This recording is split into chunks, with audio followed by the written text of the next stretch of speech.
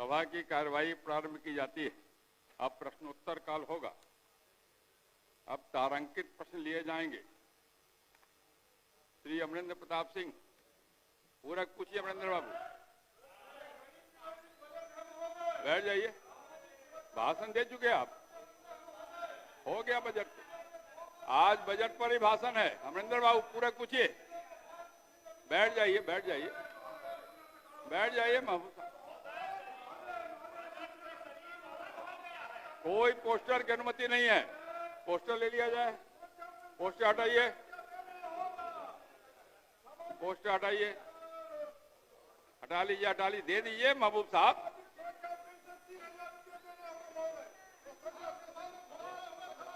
हटा दीजिए पोस्टर।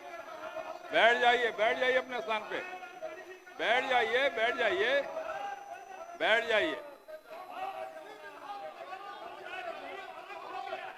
बैठ जाइए महबूब साहब, बैठ जाइए, बैठ जाइए ना। बोल चुके ना आप। बजट पे भाषण तो कल हुआ ही है ना, आज भी होने वाला। बैठ जाइए, बैठ जाइए। बैठिएगा तब ना होगा। अपने बेल में कही गई कोई बात प्रोसीडिंग में नहीं जाने वाली है। बैठ जाइए, अपने स्थान पे जाइए। प्रश्नोत्तर काल चलने दीजिए। आप क्या चाहते हैं? गोपाल रविदास का क्वेश्चन नहीं हो? गोपाल रविदास जी का क्वेश्चन नहीं होने देना चाहते हैं? झगड़ा है आपकी पार्टी के अंदर? आपकी पार्टी में आपस में झगड़ा है क्या? गोपाल जी का क्वेश्चन समाप्त करना चाहते हैं? आप जान लीजिए, अभी जो 1 से 10 नंबर तक क्वेश्चन है, उसमें 7 क्वेश्चन विरोधी दल के लोगों का है। आप क्यों उनके क्वेश्चन को बाधित करना चाहते हैं? अपने स्थान पे जाइए। अपने आपके दल के भी गोपाल रविदास जी का क्वेश्चन है। आप क्यों उनके क्वेश्चन को बाधित करना चाहते हैं? बैठ जाइए, बैठ जाइए, बैठ जाइए। अमरेंद्र बाबू पूरक पूछिए। बैठ जाइए, बैठ जाइए। यहां से कोई भाषण होता है क्या? अपने स्थान पे जाइए, अपने स्थान पे जाइए, पूछिए। महोदय, महोदय, उत्तर अस्वीकारात्मक है। मैं उससे सहमत नहीं हूं। महोदय, प्रश्न पूछने का मूल उद्देश्य मेरा यही है कि 15 नवंबर से जनवरी मध्य तक पैक्सों और व्यापार मंडलों के द्वारा किसानों से धान की खरीदारी 1/3 हुई, तो करीब 25 दिनों में लक्ष्य कैसे और कहां से पूरा कर लिया? इसके पीछे का सच जानने का क्या माननीय मंत्री प्रयत्न किया है? एक बोल देते हैं। और भी क्या सही है कि लक्ष्य पूरा बिचौलियों और मिलर से धान खरीद कर पूरा किया जाता है? एमएसपी का पैसा किसानों के जेब में जाने के बजाय बिचौलियों और मिलरों के जेब में जाता है, ये सही है? ये सच जानने का प्रयत्न किया है? बैठ जाइए, गला बच जाएगा आपका। बैठ जाइए ना, हमको आपके गला की चिंता लगी रहती है। बैठ जाइए। महोदय, माननीय मंत्री, खंड का उत्तर अस्वीकारात्मक है।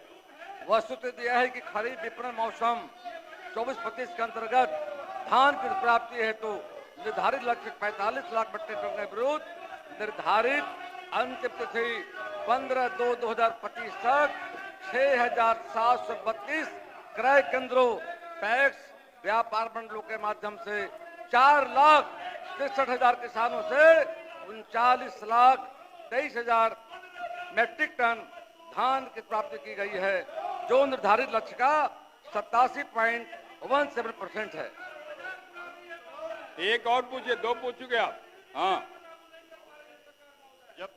जब किसानों का किसान अपना धान लेकर के आता है, उस समय ये खरीदारी होती नहीं।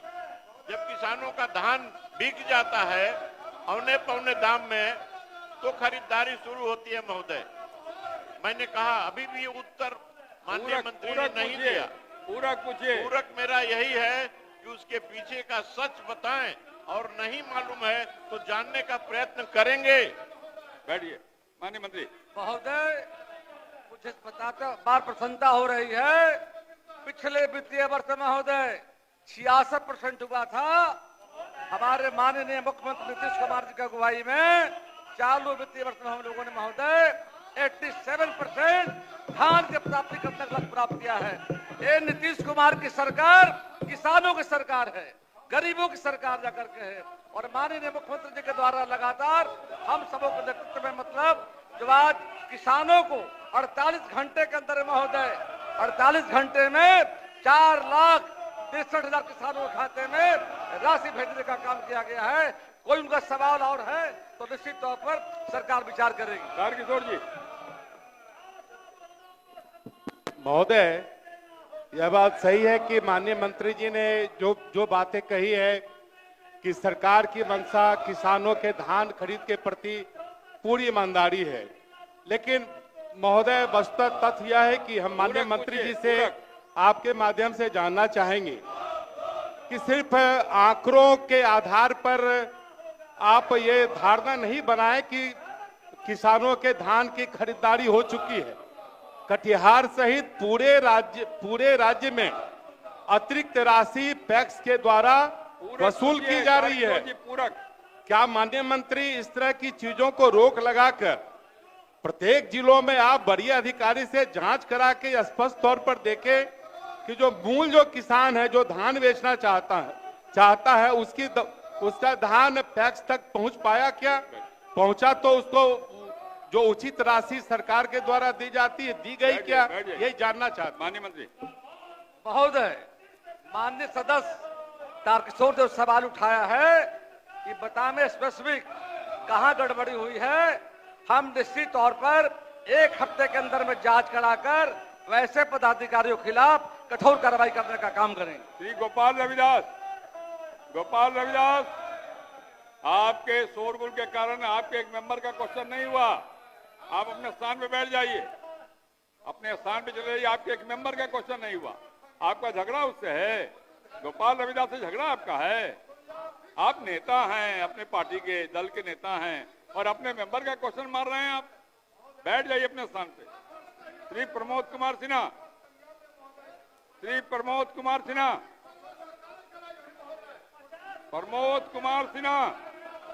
पूरक पूछिए। अध्यक्ष महोदय, रक्सौल एक महत्वपूर्ण अंतर्राष्ट्रीय शहर है। माइक पर बोलिए, माइक पर। मैं माननीय मंत्री से रिक्वेस्ट करूंगा कि वह पर्यटकीय दृष्टिकोण से भी बहुत एक शहर है, वहाँ से रक्सौल वासी सर पर्यटक नहीं होने से केवल रोड पर टहलते हैं, इसीलिए वहाँ पर जितना जल्द हो सके वहाँ पार्क बनाने की शुरुआत किया जाए। सर माननीय मंत्री,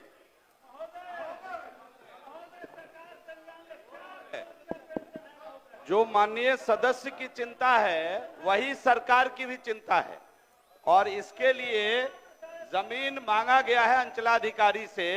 दूसरे महीने 28/2/25 को पत्रांक 115 के द्वारा अंचलाधिकारी से जमीन मांगा गया है।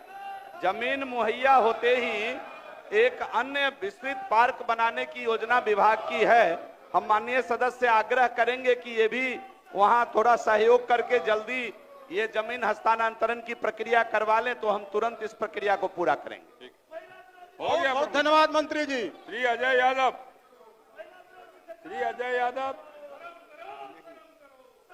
श्री विजय कुमार सिंह और डब्ल्यू सिंह, ये अभी विपक्षी विधायक का क्वेश्चन रोकवा रहे हैं। आप बोलिए। पूछता हूँ। पूरक पूछिए विजय जी। माननीय अध्यक्ष महोदय, सरकार ने स्वीकार किया है कि पिछले 6 वर्ष में कभी भी राजस्व संग्रह लक्ष्य के अनुरूप नहीं हुआ है। मैं माननीय मंत्री जी से यह जानना चाहता हूं कि क्या लक्ष्य का अनुरूप राजस्व की वसूली नहीं किए जाने के कारणों का पता लगाया गया है और उसके द्वारा कराए गए उपायों का क्या किया गया है? माननीय मंत्री।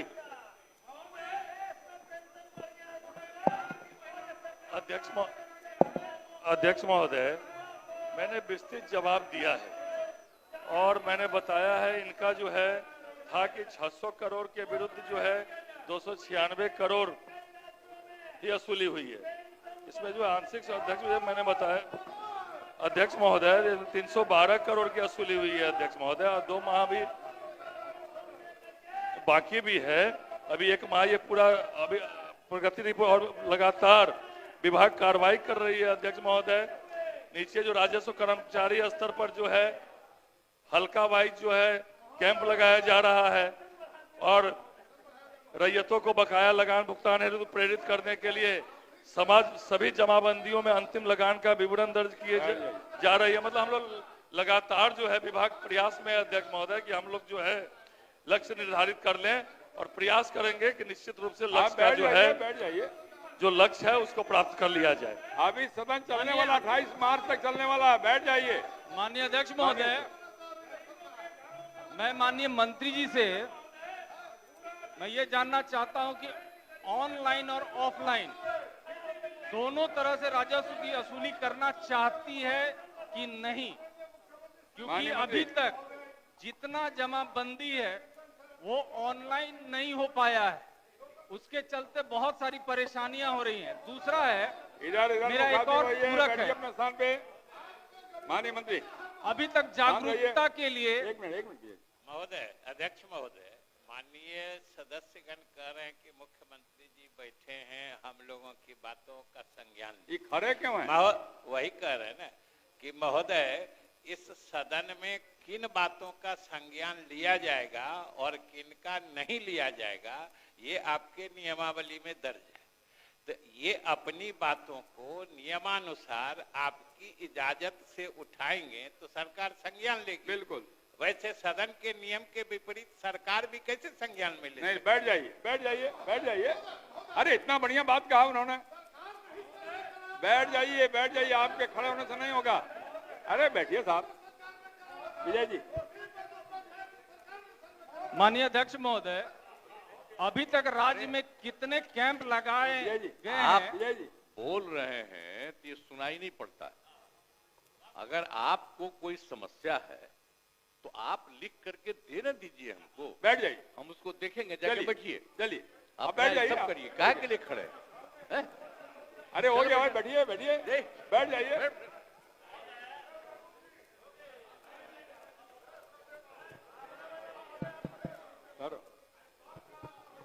महबूब साहब, बैठिए बैठिए आप। महबूब साहब, आपको देख के कभी कभी जब आप करते हैं तो मुझे एक बात ध्यान में आता है, अगर आपके नाम के आगे को पाई और खींच देते महबूबा हो जाता तो 3 तलाक आपको मिल जाता, जितना आप लड़ाई करते हैं, झगड़ा करते हैं। बोलिए बोलिए। अध्यक्ष महोदय, मैं माननीय मंत्री जी से बस इतना जानना चाहता हूं कि अभी तक पूरे राज्य में कितने जगह कैंप लगाकर किसानों के जागरूकता के लिए इसमें अभियान चलाया गया है। दूसरा है कि पूरे राज्य भर में हर पंचायत में पंचायत सरकार भवन बना हुआ है या निर्माण हो रहा है, लेकिन एक भी कर्मचारी आपका पंचायत सरकार भवन में उपलब्ध नहीं रहता है, वो सीधा ब्लॉक अंचल में मौजूद रहता है। इसके चलते भी बहुत ज्यादा परेशानी और राजस्व की हानि हो रहा है। इस पे भी हम चाहेंगे कि माननीय मंत्री जी इस पे अपना स्पष्ट करें जवाब। अध्यक्ष महोदय, जो माननीय सदस्य का प्रश्न है वो भू लगान के लक्ष्य की प्राप्ति के संबंध में है और मैंने विस्तृत जवाब दिया है कि भू लगान जमा करने की कार्रवाई ज्यादा से ज्यादा सभी सीएससी सेंटर पर, अध्यक्ष महोदय, सभी सीएससी सेंटर की सुविधा देते हुए इसे अधिकृत किया गया है और ज्यादा से ज्यादा लगान आए उसके लिए राजस्व कर्मचारी स्तर पर हल्कावार जो है कैंप लगाया जा रहा है कि सभी जगह ज्यादा से ज्यादा राजस्व आए और उसका लक्ष्य का निर्धारण, जो माननीय मंत्री जी ने, माननीय सदस्य ने कहा कि हल्का कर्मचारी, आप कभी कभी अपने को विधायक मान लेते हैं। ठीक है अध्यक्ष महोदय, समय लगेगा, एक आध दिन जी थोड़ा समय लगेगा, नहीं कोई बात नहीं। तो माननीय सदस्य ने जो कहा है कि पंचायत सरकार भवन पर जो है हल्का कर्मचारी नहीं रहते, तो अध्यक्ष महोदय उसके लिए हम लोग देख रहे हैं कुछ कर्मचारियों की, इसमें इस प्रश्न में नहीं है लेकिन यह जो है आम जनता का प्रश्न है, तो इसका हम लोग देख रहे, कुछ कर्मचारियों की बहाली भी पिछले दिनों हुई थी और भी बहाली हम लोग कर रहे हैं। तो पंचायत स्तर पर प्रत्येक पंचायतों में अभी जितने कर्मचारी होने चाहिए उतने कर्मचारी नहीं है, लेकिन जहां जहां कर्मचारी हैं उनको निर्देशित किया गया है कि जहां उनका कार्यालय है, जहां उसका स्थल है, उस पर निश्चित रूप से वो रहें और एक अभियान चलाकर जिला पदाधिकारी को निर्देशित भी किया जाएगा कि जहां जहां हल्का कर्मचारी का स्थल है उस स्थल पर निश्चित रूप से वो बैठे और आम जनता को वहां उनकी सुविधा मिले, न कि हल्का कर्मचारी से हल्का एरिया से दूर वहां बैठे। तो निश्चित रूप से सदस्य की जो चिंता है उसको हम लोग कर रहे हैं। श्री विजय सिंह, माननीय अध्यक्ष महोदय, हो गया आपका 3 हो गया, बैठ जाइए अपनी, हो गया आपका। श्री विजय सिंह, माननीय मंत्री पशु राजस्व भूमि सुधार विभाग विजय जी का।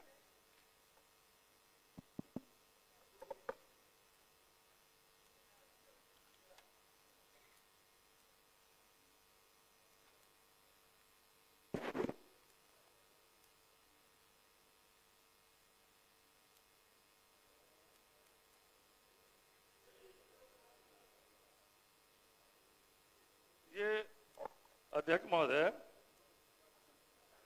विजय सिंह जी बरारी का है। गंगा नदी के कटाव से पीड़ित परिवार पुरवड़िया चौक से खाड़ा घोड़ा पर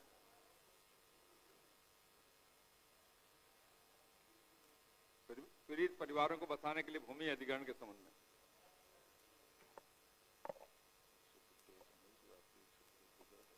ये हस्तांतरित है अध्यक्ष महोदय, आपदा प्रबंधन विभाग को यह हस्तांतरित किया गया।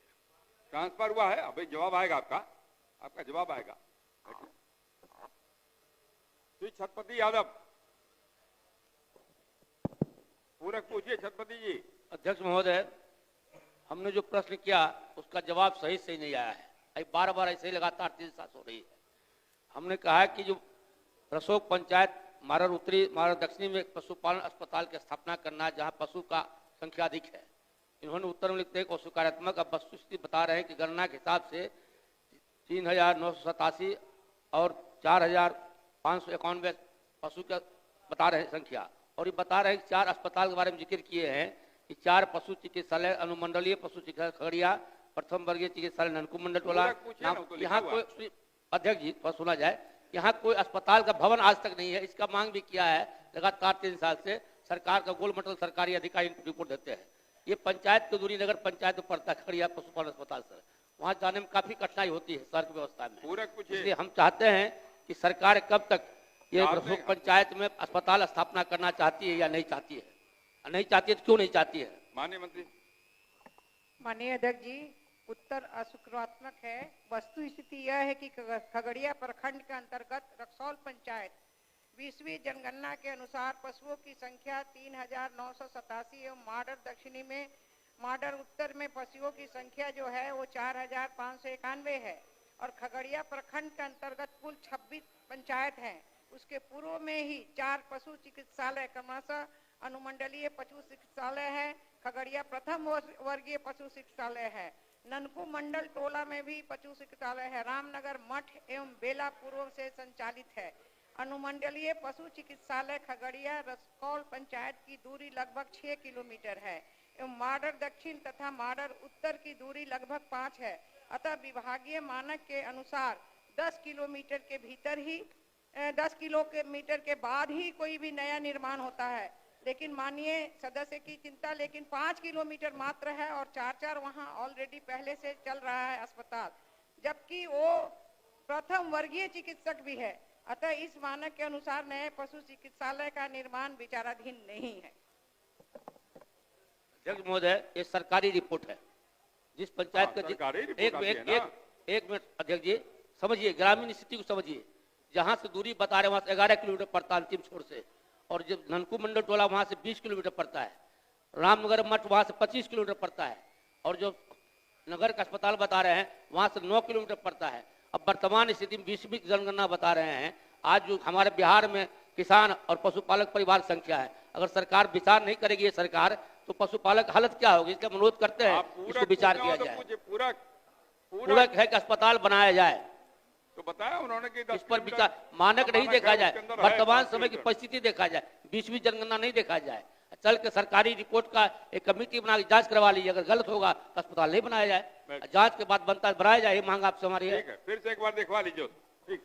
ठीक है अध्यक्ष जी, दिखा देंगे। और सबसे बड़ी बात है माननीय अध्यक्ष जी, खगड़िया में आप कहाँ हैं? कहाँ मधुबनी, कहाँ खगड़िया? बैठिए। श्री दिलीप राय, जनरल नहीं महोदय पूछता हूँ, ये पर्टिकुलर एक पर्टिकुलर प्रखंड का है। दिलीप राय महोदय पूछता हूँ। पूरक पूछिए। महोदय, रूनी सैदपुर प्रखंड के भरता पंचायत में माइक पर बोलिए दिलीप जी, माइक पर। रूनी सैदपुर प्रखंड के बरहत्ता पंचायत में पैप का गोदाम नहीं है, जिसके कारण अनाज एवं खाद्य आदि के रख रखाव में काफी परेशान होता है। सरकार से हम जानना चाहते हैं कि गोदाम का निर्माण कब तक कराएगी, समय समय बता दिया जाए। माननीय मंत्री सहकारिता विभाग। महोदय, उत्तर स्वीकारात्मक है। यह बात सही है कि सीतामढ़ी जिला अंतर्गत रूनी सैदपुर प्रखंड के बरहेता पंचायत में पैक्स का गोदाम नहीं है। अध्यक्ष बरहेता पैक्स प्रखंड रूनी सैदपुर से अभय कुमार सिंह द्वारा दिनांक 9/2025 को अपने आवेदन के साथ प्रबंध कारिणी की बैठक दिनांक 25/12/24 में पारित प्रस्ताव के प्रतिसलन करते हुए पैक्स में 1000 मीट्रिक टन गोदाम निर्माण की मांग की गई है। अध्यक्ष बरहेता पैक्स से प्राप्त आवेदन एवं प्रस्ताव के आलोक में कार्यालय जिला सहकारिता पदाधिकारी सीतामढ़ी के पत्रांक 72 दिनांक 11/1/25 द्वारा अंचलाधिकारी रूनी सैदपुर से 1000 मीट्रिक टन गोदाम निर्माण के लिए 30 डिसमिल सरकारी भूमि की मांग की गई है। अंचलाधिकारी रूनी सैदपुर से सरकारी भूमि उपलब्ध होने अथवा सरकारी भूमि उपलब्ध नहीं होने की स्थिति में लीज की भूमि समिति द्वारा उपलब्ध कराने पर पैक्स के लिए गोदाम निर्माण हेतु कार्रवाई की जाएगी। ठीक, सकारात्मक जवाब है। श्री हरिभूषण ठाकुर पूरक पूछिए। बिजौल जी। अध्यक्ष जी, आपके माध्यम से मैं पूछना चाहता हूं कि जमाबंदी में 10 के जगह 19 लिखा गया है और उसको जो 1 सेकंड में उसको ठीक कर दिया जा सकता है, उसके लिए समय लिया गया है 30 दिन। मैं आपके माध्यम से पूछना चाहता हूं कि किसानों के समस्या के समाधान के लिए इसको सरकार या मंत्री जी अविलंब ठीक करवा दें। माननीय मंत्री। अध्यक्ष महोदय, बड़ी मार्जिन प्लस पोर्टल से ई जमाबंदी मॉड्यूल के तहत जो है प्रश्नगत त्रुटियों का सुधार अंचल स्तर से की जा रहा है। मैंने बात भी किया है, दूरभाष से भी मेरे सामने मेरे विभाग के अधिकारी बात किए हैं, तो वो 30 दिन लिख दिया गया है। जितना जल्द होगा शीघ्र अतिशीघ्र इसको करा दिया जाएगा। चीज है बिजौल जी। और मैंने तो एकदम तकनीकी सकारात्मक। अब तक किसानों को कोई कठिनाई नहीं हो, वहाँ के किसानों को। हाँ, चिंता करेंगे मंत्री जी। जी जी। श्री छोटेलाल राय।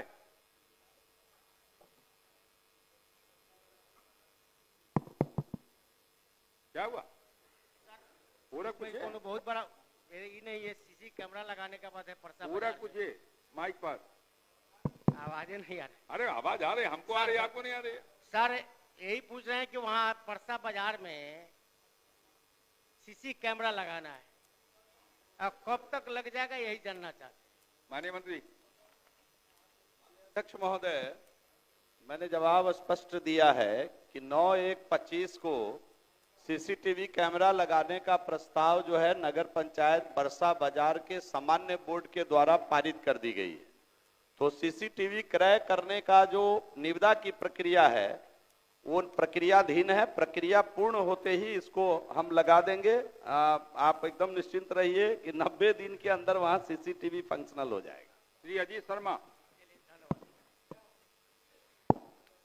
उत्तर मिला है सर अध्यक्ष महोदय। पूरा पूछिए। माननीय मंत्री को मैं चुनौती देता हूं, उनका जो जवाब है वहां न सिर्फ सड़क का मेंटेनेंस पर आ जाइए, वहां न सिर्फ सड़क का मेंटेनेंस नहीं किया जा रहा, बल्कि जिन और अवयव नाला लाइट आदि की बात कही गई है उनका भी मेंटेनेंस नहीं हो रहा है। मैं मंत्री से आग्रह करूंगा कि इसको आप जांच करा के देखें। जो मैंने बात उठाई है और आपको जवाब आप दिए वो सही नहीं है, और अगर मंत्री जी नहीं करते तो अध्यक्ष महोदय से मैं मांग करता हूं इस मामले की जांच सदन की विशेष समिति बनाकर कराई जाए। जवाब तो दूध का दूध और पानी का पानी। मंत्री जी का जवाब तो सुनिए। माननीय मंत्री। अध्यक्ष महोदय, माननीय सदस्य अधीर न हो, सरकार काम कर रही है और आपकी जो अपेक्षा है, अगर आपके पास कोई स्पेसिफिक उदाहरण है जहां ये मेंटेनेंस का काम नहीं हो रहा है, क्योंकि मेरे पास सारे फोटोग्राफ्स हैं इसके कि मेंटेनेंस का काम हो रहा है, लेकिन अगर किसी ने गलत जानकारी दी है, मेंटेनेंस का काम अगर नहीं हो रहा है, माननीय सदस्य काफी सीनियर सदस्य हैं और शहर की चिंता कर रहे हैं, तो अगर कोई भी जानकारी इससे संबंधित हो, किसी ने गलत जानकारी अगर दी होगी तो हम उस पर कार्रवाई भी करेंगे और जो यथोचित कार्रवाई है आगे मेंटेनेंस के लिए वो भी यथाशीघ्र प्रारंभ करें। ठीक है। श्री नारायण प्रसाद। अध्यक्ष महोदय, अरे आपका जवाब पूरा हो गया। अध्यक्ष महोदय, उन्होंने कहा कि गलत जानकारी जो दिया होगा, हम कह रहे हैं कि वहाँ सड़क का मेंटेनेंस नहीं हो रहा है। मैं उसी शहर से विधायक हूँ और वहीं रहता हूँ, इसलिए माननीय मंत्री जी उसको सही ढंग से जांच कराइए, और नहीं तो हम तो आग्रह किए अध्यक्ष महोदय से समिति बना के जांच कराइए। अध्यक्ष महोदय, मुझे ऐसा लग रहा है कि माननीय सदस्य अजीत शर्मा जी का विभाग जो काम करेगी उस पर कम भरोसा और समिति की जांच पर ज्यादा फोकस कर रहे हैं। अध्यक्ष महोदय, मैं प्रमाण के तौर पर सारे फोटोग्राफ्स लाया हूं कि मेंटेनेंस हो रहा है। इसके बावजूद मैंने सदस्य को आश्वस्त किया कि आपके पास कोई स्पेसिफिक जानकारी हो, किसी जगह शहर का कोई कोना छूटा हुआ हो, तो आप शहर के जिम्मेदार प्रतिनिधि हैं, वहां के विधायक हैं, आपकी मान भी रखी जाएगी और हम विभाग के द्वारा हर हालत में वहां काम करेंगे, आप निश्चिंत रहिए। श्री नारायण प्रसाद। धन्यवाद। पूरा पूछिए। अध्यक्ष महोदय, जहां प्रश्न है कि कभी कभी जब हमारे प्रधानमंत्री आते हैं तो उसका सफाई किया जाता है, हवाई अड्डा से लेकर डीएम ऑफिस तक पूरा रोड जाम रहता है, जबकि 8 किलोमीटर में हम लोग चलते हैं तो 8 मिनट लगता है और 2 किलोमीटर चलने में 30 मिनट लगता है। इसलिए परमानेंट उसका कोई निदान होना चाहिए ताकि अतिक्रमण करने वाले व्यक्ति फिर दोबारा वहां नहीं लगा ले, या कोई दंड ऐसा होना चाहिए जिससे उनको महसूस हो कि यहाँ अतिक्रमण नहीं किया जा सकता। माननीय मंत्री नगर विकास। महोदय, एक बार अतिक्रमण मुक्त कर देने के बाद अगर दोबारा अतिक्रमणकारियों के द्वारा अतिक्रमण किया जाता है तो उसको दोबारा आर्थिक दंड के साथ उसको अतिक्रमण मुक्त किया जाता है। और यह प्रक्रिया माननीय सदस्य ने जो सवाल किया है वहां किया गया है और हम उसका अस्थायी समाधान ढूंढ रहे हैं। हमने वहां वेंडिंग जोन बनाने के लिए जगह मांगा है, रोजी रोटी लोगों का चल रहा है, गरीब लोग हैं जो शहर के किनारे अपना रोजी रोटी चला रहे हैं, तो मैं अस्थायी समाधान के लिए वहां के अंचलाधिकारी से इसके लिए जमीन मांगा है।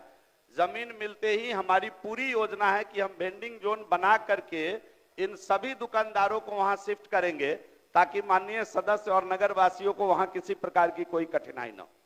श्री राजवंशी माधव। अध्यक्ष महोदय, मेरा कहना है कि जब मिलेगा जमीन तब आप उसको मुक्त कराइएगा, तब तक हम लोगों को आने जाने में घर से और जिला में जाने के लिए हम लोग को आधा घंटा बेसी समय लगता है। इसलिए अस्थायी निदान करने के लिए अभी कोई ट्रैफिक नियम के तहत वो कब्जा नहीं हो, इसकी व्यवस्था क्या माननीय मंत्री जी करा सकते हैं? अस्थायी निदान तो कर रहे हैं, निदान तो वही है। नहीं, अभी जो अतिक्रमण हो जाता है और उसको जो है सो छोड़ दिया जाता है। अप्रैल में हुआ था, अतिक्रमण मुक्त किया गया था, आसानी से हम लोग 5 मिनट में चले जाते थे, लेकिन फिर अप्रैल के बाद कोई ऐसा काम नहीं किया गया कि अतिक्रमण हटे। बैठ जाइए माननीय मंत्री। अध्यक्ष महोदय, मैंने स्पष्ट रूप से माननीय सदस्य से कहा कि हम अस्थायी निदान वहां ढूंढ रहे हैं।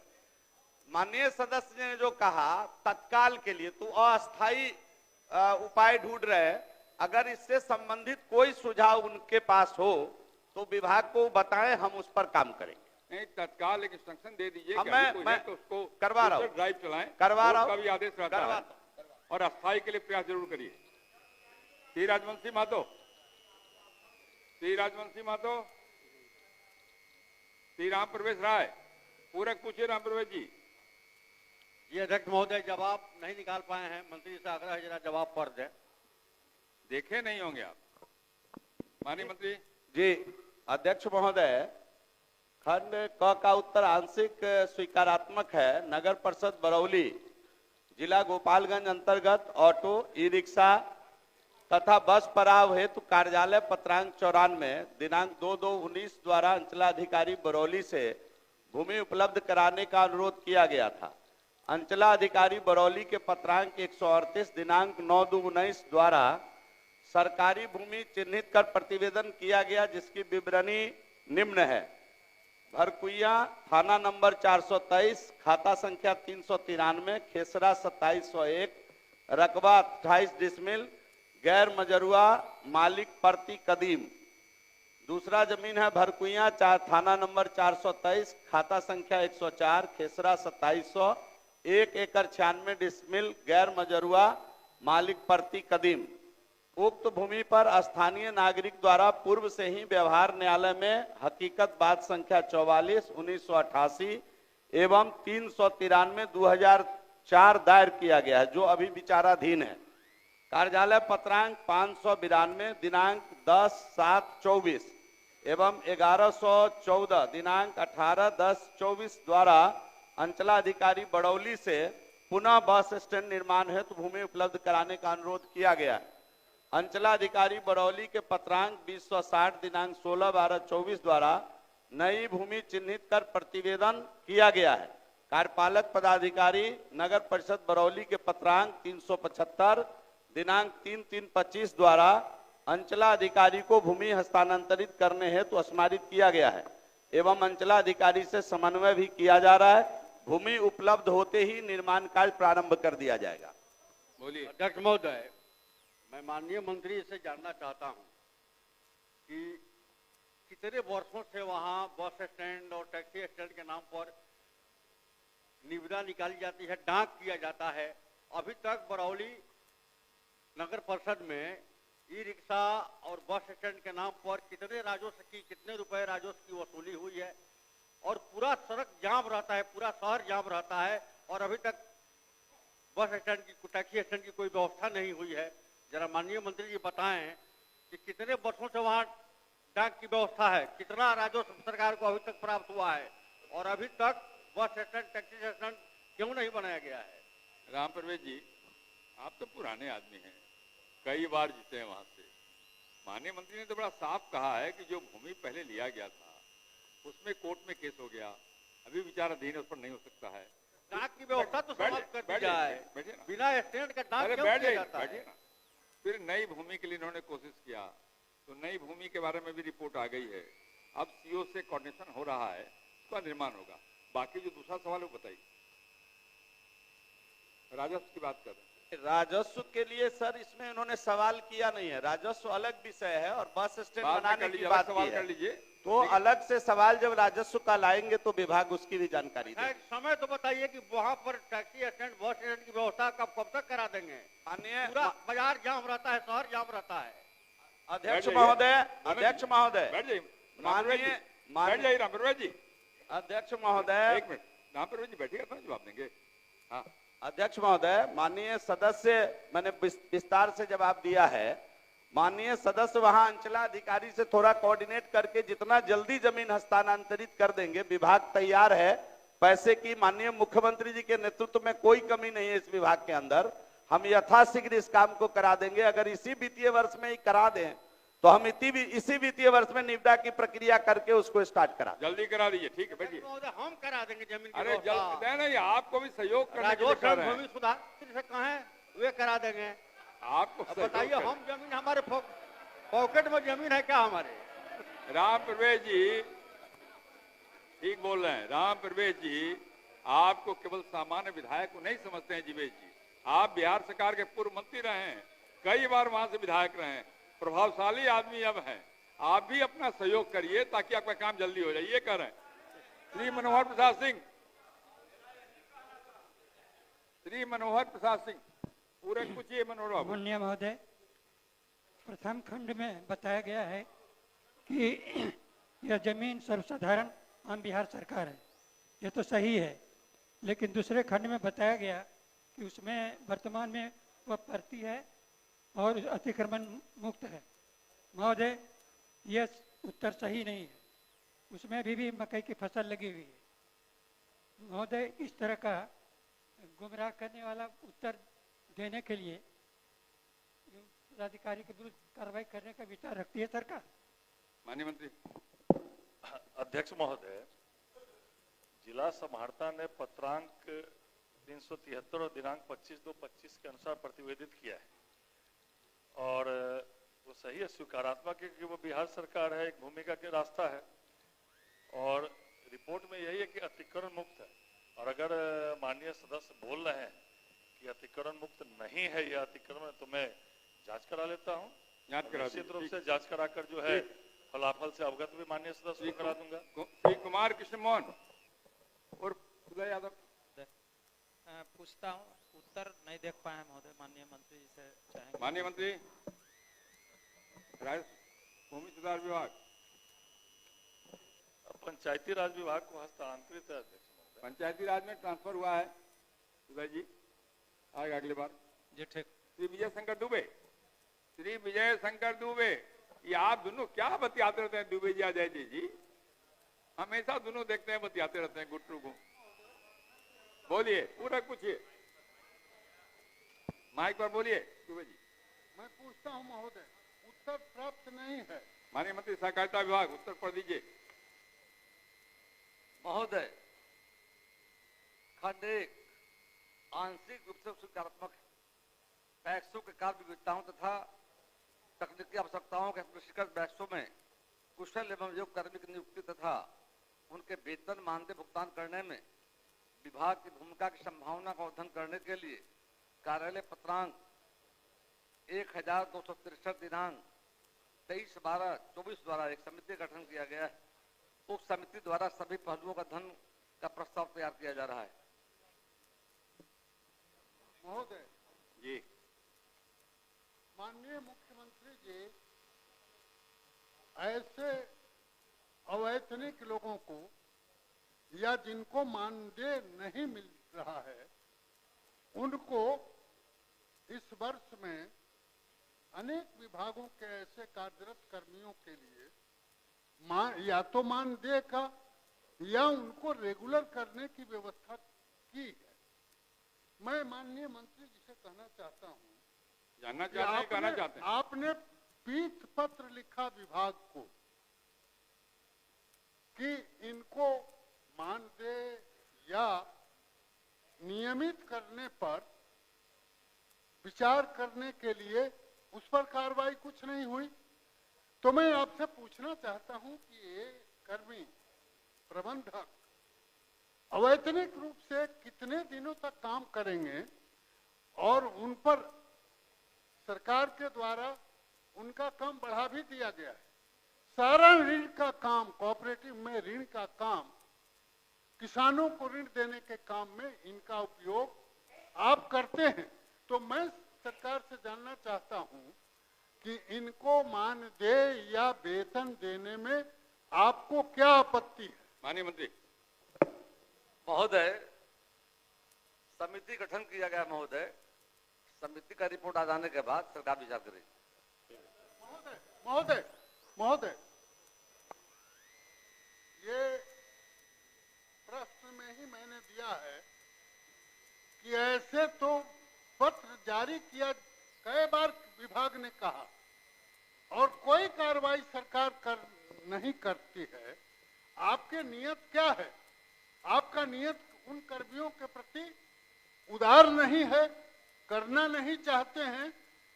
आप स्पष्ट बताएं कि उन पर मानदेय या उनको नियमित करने पर सरकार को विचार करने में क्या आपत्ति है? सरकार तो विचार करने के लिए कर रही है महोदय। रिपोर्ट आएगा तो विचार करेंगे महोदय। एक मिनट हरी बैठ जाइए, बोलिए अजय। माननीय मंत्री जी से सिर्फ इतना जानना चाहता हूं कि माननीय मंत्री जी ने बताया कि एक समिति का गठन हमने कर दिया है। वो समिति का रिपोर्ट कब आएगी? वो कितने दिनों में जिसकी मांग माननीय सदस्य कर रहे थे उनको मानदेय या उनको वेतन?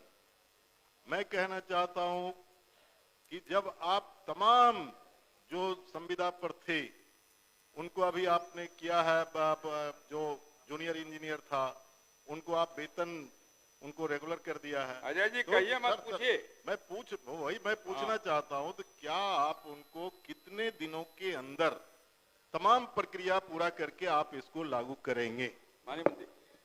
महोदय, रिपोर्ट आने के मेरा प्रयास होगा महोदय। 3 महीने के अंदर में रिपोर्ट प्राप्त करने के बाद सरकार अविलंब कार्रवाई करेगी। श्री यूसुफ सलाहुद्दीन, पूरक पूछिए। सलाहुद्दीन साहब। जी अध्यक्ष महोदय, हम पूरक पूछना चाहेंगे। जो अन्नदाता किसान कृषि इनपुट अनुदान से वंचित रह गए थे जानकारी के अभाव में, वैसे किसानों से ऑफलाइन आवेदन लेने हेतु विभाग द्वारा एक पत्र जारी हुआ था। जो पत्र मेरे पास भी है, परंतु इसके बावजूद सहरसा सहित अन्य जिलों में भी कृषि विभाग के किसानों से आवेदन नहीं लिया और जवाब में कहा गया कि ऑफलाइन आवेदन पत्र कार्यालय को प्राप्त ही नहीं हुआ है, जिस कारण अनुदान संभव नहीं है। तो क्या ऑफलाइन आवेदन किसानों से लेकर सरकार वंचित किसानों को कृषि इनपुट अनुदान देने पर विचार करेगी? माननीय मंत्री महोदय, उत्तराखंड का अस्वीकारात्मक वर्ष 2024 सितंबर माह में अतिवृष्टि एवं कोसी बराज से अधिकतम जल निकासी होने के कारण बाढ़ की समस्या सहरसा जिला अंतर्गत सिमरी बख्तियारपुर मंडल के सिमरी बख्तियारपुर सलखुआ एवं महिषी प्रखंड के किसानों की खरीफ फसलों की क्षति हुई थी, जिसके परिप्रेक्ष्य विभागीय दिशानुसार ऑनलाइन पोर्टल पर प्रभावित कृषकों से ऑनलाइन आवेदन प्राप्त कर कृषि इनपुट अनुदान संबंधित सभी आवेदनों का ससमय निष्पादन कर दिया गया था।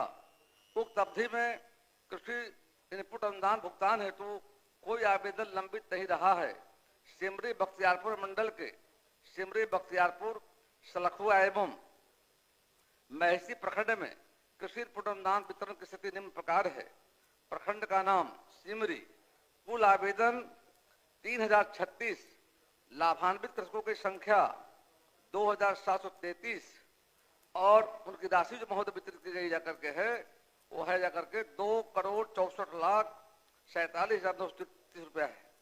दूसरा सलखुआ, कुल आवेदन 8,021, लाभान्वित कृषकों की संख्या 6,972, इसकी राशि महोदय 5,87,15,115 रुपया है।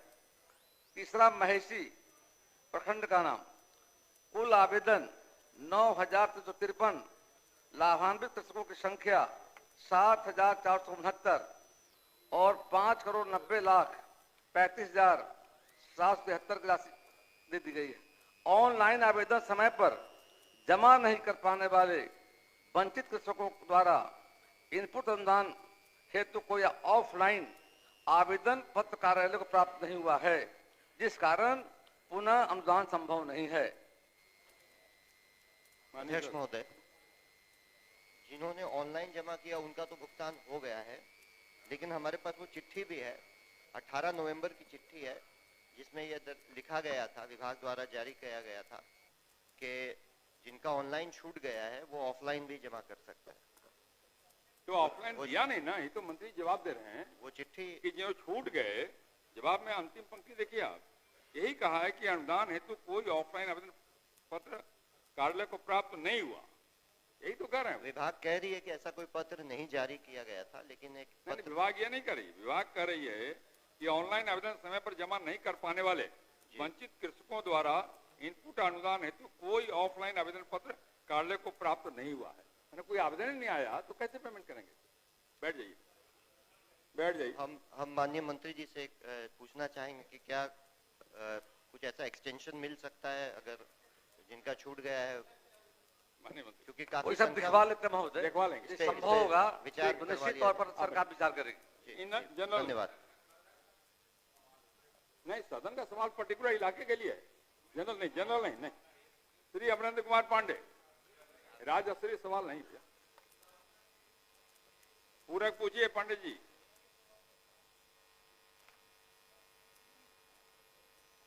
हेलो अध्यक्ष महोदय, पंचदेवरी प्रखंड के पशुपालकों को पशु चिकित्सालय नहीं होने से प्रखंड मुख्यालय से 45 किलोमीटर की दूरी तय कर जिला मुख्यालय इलाज कराने जाना पड़ता है। कभी कभी तो साधन उपलब्ध नहीं होने से पशु घर पर ही मर जाते हैं। तो अध्यक्ष महोदय, मैं माननीय मंत्री जी से जानना चाहता हूं कि पशु पंचदेवरी में चिकित्सालय हो जाने से पशुओं को काफी सुविधा मिलेगी, कब तक बनवाने की कृपा प्रदान करेंगे? माननीय मंत्री। माननीय अध्यक्ष महोदय, प्रखंड पंचदेवरी अंतर्गत सिकटिया खास में पशु चिकित्सालय है।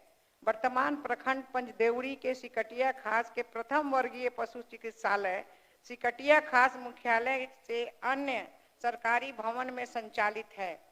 पशु चिकित्सालय सिकटिया खास में पशु चिकित्सक एवं अन्य कर्मचारी प्रस्थापित हैं।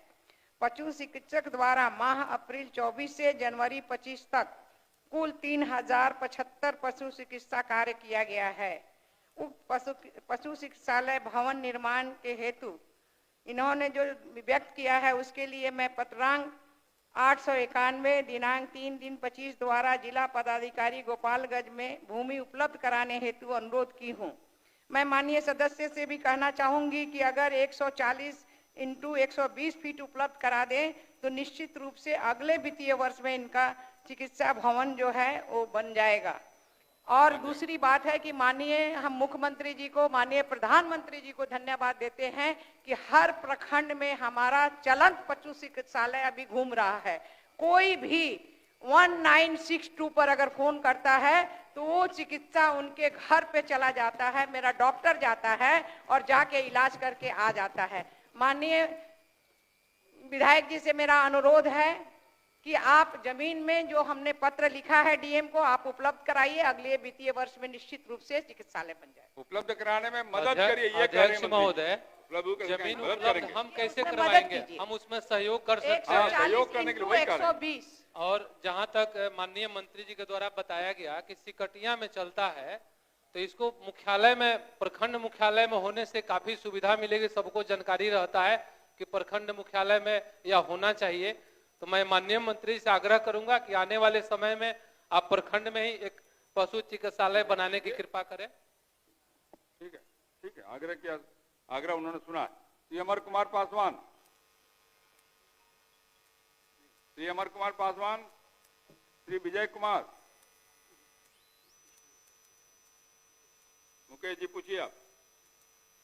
माननीय अध्यक्ष महोदय, क्या यह बात सही है कि शेखपुरा जिला अंतर्गत अरियरी प्रखंड के एपनी पंचायत के अधीन ग्राम लटकना में है जहां पशु अस्पताल का निर्माण नहीं कराया गया है? पूरे पूछिए महोदय, सुनिए, 1 मिनट तो सुन लिया जाए महोदय। यहाँ इस जो पंचायत में अस्पताल नहीं है वहां पर जमीन उपलब्ध है। माननीय मंत्री जी से आग्रह है कि वहां पे अस्पताल निर्माण करावे ताकि जो पशु का चिकित्सा की व्यवस्था हो वहां पर पूर्ण की जाए। आपका आग्रह सुन लिया माननीय मंत्री जी ने। महोदय, यहाँ पर जमीन उपलब्ध है महोदय। मैं पूछा ही नहीं ना महोदय नहीं, सुनिए मेरी बात ना। मैं पूछता हूँ महोदय, मैं पूछता हूँ महोदय कि यहाँ पर जमीन उपलब्ध है, क्या सरकार अस्पताल का निर्माण कराना चाहती है या नहीं? हाँ, ये हुआ। बोलिए मंत्री। माननीय अध्यक्ष जी, वस्तु स्थिति यह है कि शेखपुरा जिला अंतर्गत अरियरी प्रखंड में कुल 10 पंचायत है जिसमें 3 पशु चिकित्सालय पूर्व से स्थापित है। यहाँ प्रथम वर्गीय पशु चिकित्सालय अरियरी, प्रथम वर्गीय पशु चिकित्सालय करकी तथा प्रथम वर्गीय चिकित्सालय स बहाना में है। सबसे निकटतम जो पशु चिकित्सालय है वो स बहाना में गांव लटकाना की दूरी मात्र 2.5 किलोमीटर है और ग्राम लटकाना में कुल पशु की संख्या लगभग 500 के आसपास है। विभागीय द्वारा निर्धारित मानक के अनुसार वर्तमान में ग्राम लटकाना में नए पशु चिकित्सालय खोले जाने का कोई भी प्रस्ताव विचाराधीन नहीं है। महोदय, अगर वहाँ पर जमीन उपलब्ध है महोदय तो निर्माण करा दिया जाता तो अच्छा होता, चूंकि वहाँ पे काफी दूरी तय कर करके जिला मुख्यालय में जाना पड़ता है इलाज कराने के लिए। तो अगर विकास का मानक ये 2 तरह का होता है क्या कि जो सत्ता पक्ष के माननीय विधायक हैं उनके लिए हो रहा है कि भूमि उपलब्ध करा दीजिए हम बना देंगे, और क्या विपक्ष के लोग अगर सवाल उठाएंगे तो उसके लिए अलग मानक है कि प्रस्ताव विचाराधीन नहीं, पूछते भी नहीं, बैठ जाइए। नहीं महोदय, आप पूछ ही नहीं रहे, बैठिए। प्रस्ताव सही नहीं है महोदय। अजय कुमार सिंह। माननीय अध्यक्ष महोदय, पूरक पूछिए। मैं आपके माध्यम से माननीय सदस्य अजय बाबू, आप तो 4 साल हो गया, 4.5 साल, आपको पूछना नहीं चाहिए था। खाली कह रहे हैं, आग्रह करें, सुन लिया आग्रह उन्होंने। बोलिए अजय बाबू। मेरा ये कहना है, खाली बैठे बैठे शोरगुल करने से नहीं होता भाई, प्रोसेस सीखना पड़ता है। मेरा ये कहना है, माननीय राजस्व मंत्री जी से मैंने सवाल उठाया है कि खतियान में अगर बकास्त या किसी रैयत का नाम नहीं है और खेवट में उस रैयत की हिस्सेदारी या खेवट उस बकास्त जमीन में उस रैयत का नाम को डिफाइन करता है, तो वो खेवट का महत्व क्या होगा, मैंने ये पूछा। लेकिन जवाब में आया है कि बिहार भूमि सुधार अधिनियम 1950 की धारा 5, 6, 7 जिसका खेवट और खतियान से कोई मतलब नहीं है, गैर मजरूआ मालिक एवं बकास्त भूमि रैयतों के निष्पादन के लिए तो राज्य सरकार का संकल्प है। आप पूछते क्या मैं ये पूछना चाहता हूँ कि खतियान में बकास्त है, लेकिन खेवट में उस रैयत को काबिज किया, खेवट ने काबिज कर दिया है, तो वह जमीन खेवट वाले रैयत की ही होगी। मैं ये राजस्व मंत्री जी से जानना चाहता हूँ। माननीय मंत्री। अध्यक्ष महोदय, जवाब तो सकारात्मक है, लेकिन माननीय सदस्य ने जो प्रश्न किया है वह प्रश्न खेवट दस्तावेज से संबंध में उन्होंने प्रश्न किया है कि उन्होंने पूछा अध्यक्ष महोदय कि बकास्त है उसके सरकार की जमीन मानी जाती है। सही में वो बकास्त सरकार की ही जमीन हुई। और इनका यह प्रश्न है कि खेवट दस्तावेज में रैयत घोषित हो तो भूमि खेवट के अनुसार रैयत की होती है। इस संबंध में विभाग का यह कहना है अध्यक्ष महोदय कि जहां तक वैसी भूमि जिसके खेवट दस्तावेज में रैयत का नाम घोषित हो, वैसे भूमि को रैयती माने जाने का प्रश्न है, तो उन भूमि के संबंध में है जब जमींदारी के अंतर्गत पड़ने वाले जमीनों का एवं रैयतों के लगान वसूलों का, मतलब लगान वसूली का विवरण जब दर्ज होता है तभी जो है वो रैयत की मानी जाएगी। तो उस समय जो जमींदारी था अध्यक्ष महोदय, जब जमींदारी खत्म हुई तो जो भूमि रह गई उसमें जमींदारों ने जो है विवरणी दर्ज की, और विवरणी दर्ज करने के बाद जो है जो लगान वसूली जिसकी होनी प्रारंभ हो गई उसको खेवट कहा जाता है। अगर लगान वसूली प्रारंभ हो गई तब उस पर जो है विभाग का दिशा निर्देश भी है। माननीय अध्यक्ष महोदय, माननीय मंत्री जी को खेवट और खतियान दोनों की ठीक से जानकारी नहीं।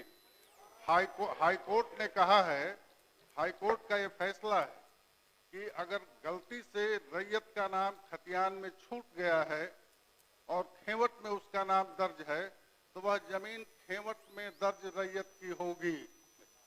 माननीय मंत्री जी, और इसमें माननीय अध्यक्ष महोदय, इसमें जो बिहार भूमि सुधार अधिनियम 50 की धारा 5, 6, 7 का कोई मतलब खेवट से नहीं है। और गैर मजरूआ मालिक और बकास्त भूमि में जो संकल्प है, यह जो है सो बकास्त जमीन अगर मध्यवर्ती की रसीद कट गई है तो मध्यवर्ती का जो वारिस है वह उसका रैयत होगा। ठीक है बेटे, मैं ये कह रहा हूं कि खेवट में रैयत दर्ज है, तो माननीय मंत्री जी आप खतियान और खेवट दोनों को समझने की कोशिश कीजिए और विभाग को इस पर जो निर्देश दीजिए। माननीय मंत्री जी, मेरा आग्रह होगा कि एक बार माननीय सदस्य को बुला लीजिए विभाग में और वहाँ एक अधिकारी को भी बिठा लीजिए। ये जो रैयत खेवट हमें को समझ में नहीं आ रहा, तो बैठा करके विषय पूरा विषय को समझ लीजिए और समझ करके निदान करा दीजिए। ठीक है? हाँ, इसलिए तो मैं कह रहा हूँ, ठीक अध्यक्ष महोदय, इसलिए मैं कह रहा हूँ कि पूरा विषय ठीक से समझ लीजिए और उसका निदान करा दीजिए। और क्या कर रहा हूँ? श्री अख्तरुल ईमान,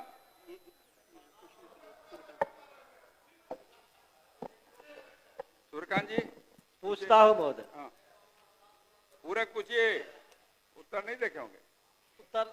उत्तर नहीं मिला है हमको सर। माननीय मंत्री।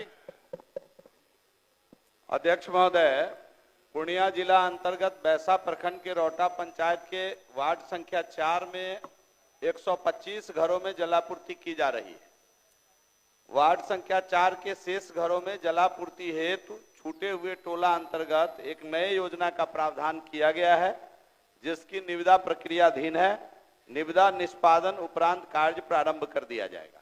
हो गया महोदय, मेरा प्रश्न है, रौटा पंचायत के वार्ड नंबर 4 में पेयजल की आपूर्ति पिछले 6 महीने से बाधित है तथा इस संबंध में स्थानीय अधिकारियों के द्वारा ग्रामीणों के द्वारा बार-बार शिकायत करने पर महोदय पेयजल की व्यवस्था नहीं की गई है।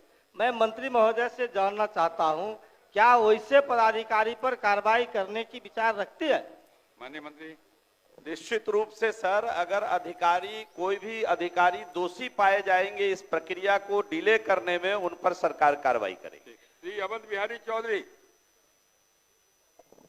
महोदय, अब कहाँ भाई, पूछने वाला भी दूसरा, जवाब देने वाला भी दूसरा, अब हो गया भाई। अब अवध बिहारी बाबू को पूछने दो। अध्यक्ष महोदय, विभाग के द्वारा मेरे प्रश्न के जवाब उपलब्ध कराया गया है और ये पेयजल से संबंधित मेरा प्रश्न है। जल ही जीवन है, परंतु नल का जल प्यासों के प्यास बढ़ाने का काम कर रहा है, प्यास बुझाने का काम कर नहीं रहा है। इसलिए महोदय मैंने प्रश्न दिया है कि पूर्व से आज तक जो भी चापाकल पंचायतों में लगाए गए हैं, उसमें से बहुत सारे चापाकल बंद पड़े हुए हैं। उन चापाकल को अगर चालू करा दिया जाता है तो वहाँ पर्याप्त तरीके से जो पानी के अभाव है वो पूरा हो जाएगा, पेयजल संकट दूर हो जाएगा। परंतु जो प्रतिवेदन मुझे विभाग के द्वारा रिपोर्ट दिया गया है, मैंने अध्यक्ष महोदय स्वयं क्षेत्र में, गांवों में, पंचायतों में घूमने का काम किया और मैंने देखा कि हर जगह मैं ही आ गया घूमने का, हम सब लोग गाँव तो हर जगह लोगों ने कहा कि जो नल का जल है वो फंक्शनिंग नहीं है, कार्यरत नहीं है। चापाकल पहले से है, इसको अगर चालू करा दिया जाए तो हम लोगों के पेयजल संकट दूर हो जाएगा।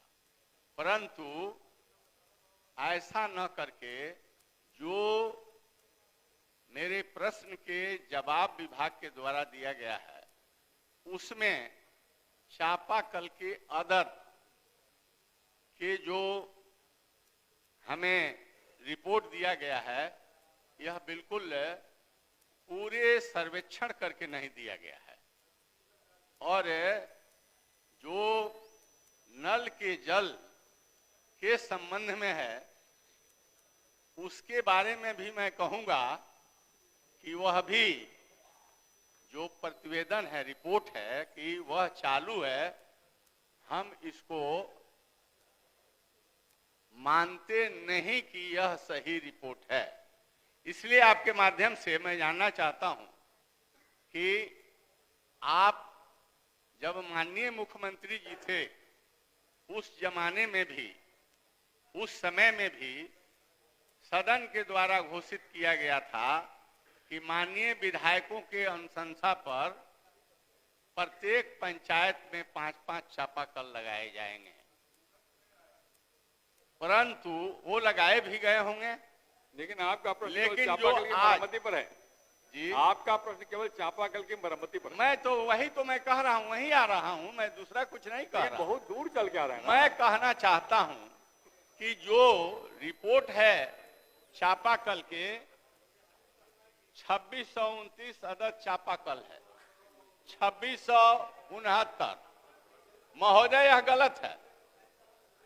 और मैं आपके माध्यम से सरकार से जानना चाहता हूं कि सिवान प्रखंड में, मैं अपने ही क्षेत्र में जहां के लिए प्रश्न किया हूं, सिवान प्रखंड में, बड़हरिया प्रखंड में बंद चापाकलों की संख्या क्या है, या जो चापाकल लगे हुए हैं उसकी संख्या क्या है, यह मैं जानना चाहता हूं आपके माध्यम से सरकार से। माननीय मंत्री जी, एक बार फिर से जांच करा दीजिए। माननीय सदस्य को लगता है कि इसमें कहीं रिपोर्ट में कुछ कमी रह गई है, फिर एक बार जांच करा दीजिए। ठीक है, माननीय सदस्य सीनियर है, जैसा उनका आदेश होगा सरकार। पवन कुमार यादव हो गया।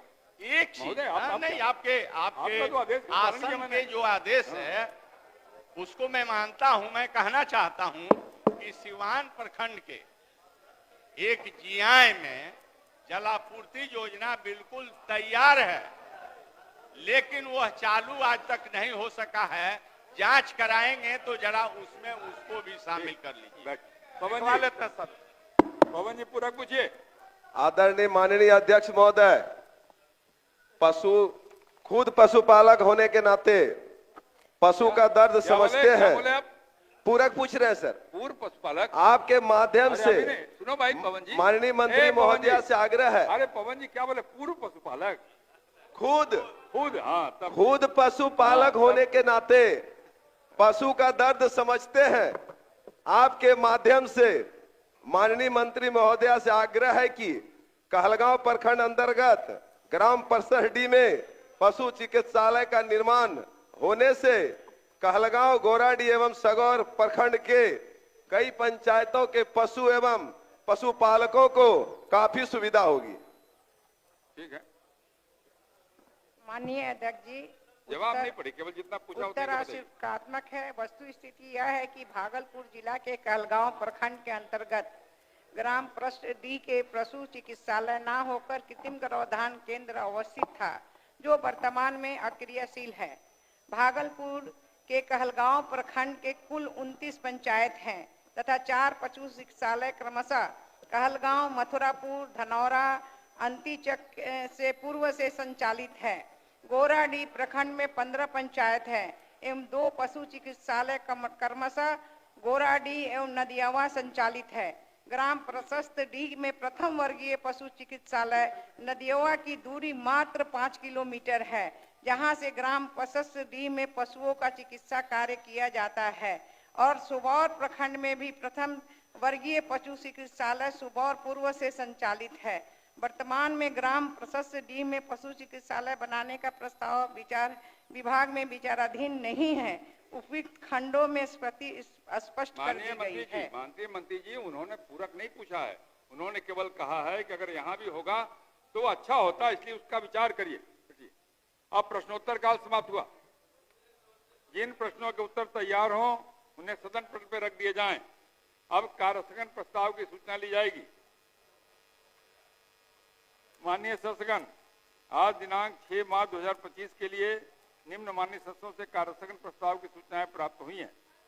श्री अख्तरुल इस्लाम शाहीन साबिसा, श्री अजीत कुमार सिंह साबिसा, श्री अजय कुमार साबिसा, श्री मोहम्मद इजराइल मंसूरी साबिसा, श्री सदेव राम साबिसा, श्री महबूब आलम साबिसा, श्री कुमार कृष्ण मोहन सुदय यादव साबिसा, श्री समीम अहमद साबिसा, श्री मुकेश कुमार यादव साबिसा, श्री सऊद आलम साबिसा, श्री समीर कुमार महासेठ साबिसा, श्री रामबली सिंह यादव साबिसा, श्री मोहम्मद अंजार नईमी साबिसा। 2, श्री अजीत शर्मा साबिसा। आज दिनांक 6 मार्च 2025 को सदन में वित्तीय वर्ष 2025-26 के आय व्यय पर सामान्य विमर्श, सरकार का उत्तर तथा वित्तीय वर्ष 2024-25 के आय व्यय से संबंधित तृतीय अनुपूरक व्यय विवरण के उपस्थापन का कार्यक्रम निर्धारित है। अतः बिहार विधानसभा की प्रक्रिया का संचालन नियमावली के नियम 171(1), नियम 176(3) एवं नियम 47(2) के तहत नियमानुकूल नहीं रहने के कारण कार्यस्थगन प्रस्ताव की सभी सूचनाओं को अमान्य किया जाता है। अब शून्यकाल लिए जाएंगे। इतने लोग कैसे खड़े हो गए?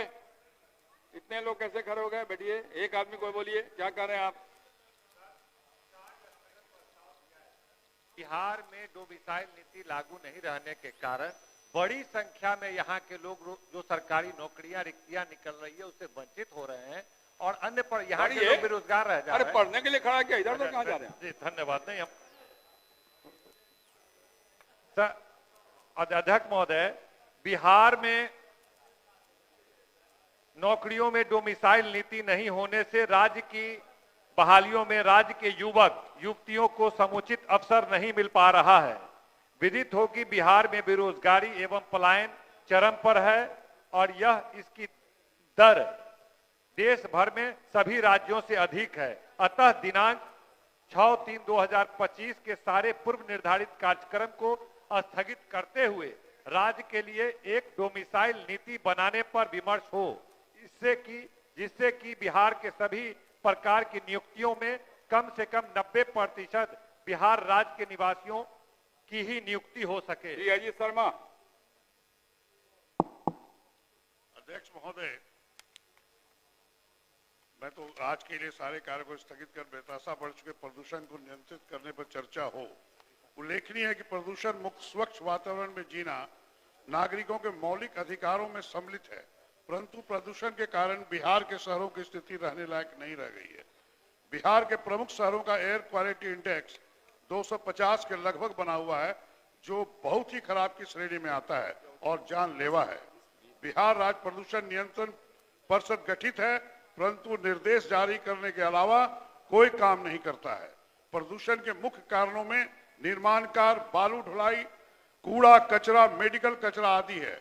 निर्माण कार्य और बालू ढुलाई बिना ढके और मानकों का पालन किए बिना हो रही है। इसी तरह से कूड़ा कचरा, मेडिकल कचरा आदि के निष्पादन की कोई कारगर व्यवस्था नहीं है, जिसके कारण राज्य के शहरों की हवा जहरीली हो गई है। अतः आज के लिए सूचीबद्ध सारे कार्यों को स्थगित कर राज्य में बेतहाशा बढ़ चुके प्रदूषण को नियंत्रित करने पर चर्चा कराई जाए। अब शून्यकाल लिए जाएंगे।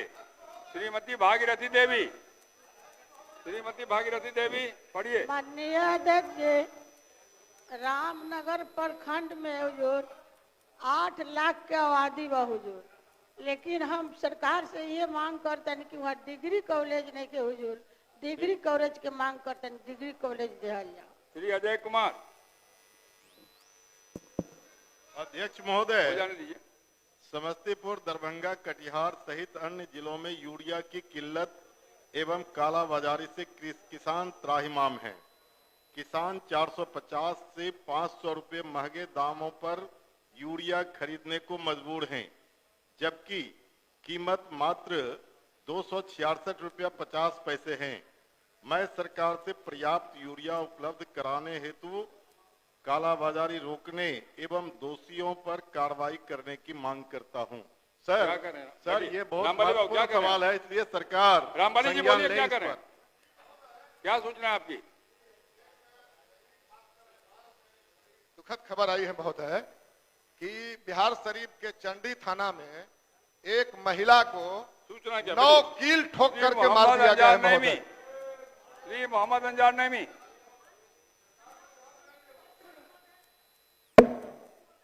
अध्यक्ष महोदय, नईमी साहब इन्होंने एक बात कही है, मौका दिया, सुनिए मेरी बात सुनिए। 8 तारीख को महिला दिवस, 8 तारीख को सदन नहीं चलने वाला क्योंकि शनिवार है, इसलिए महिला दिवस पर कल पहले महिलाओं के ही क्वेश्चन लिए जाएंगे। बोलिए नईमी साहब, बैठिए। कितना महत्वपूर्ण बात का आपको समझ में आ रहा है? मोहम्मद अंजार नईमी बोलिए। अध्यक्ष महोदय, किशनगंज जिला अंतर्गत निसंदरा असुरा पुल का निर्माण स्वीकृत स्थान में ही हो। उक्त स्थान के दोनों छोर में प्रधानमंत्री सड़क है। एक बड़ी आबादी का आवागमन इन्हीं घाटों से है। अन्य स्थान में पुल बनाना लोकहित में नहीं होगा तथा दो पक्षों के बीच टकराव की स्थिति उत्पन्न होने की संभावना है। मोहम्मद यार एसपी।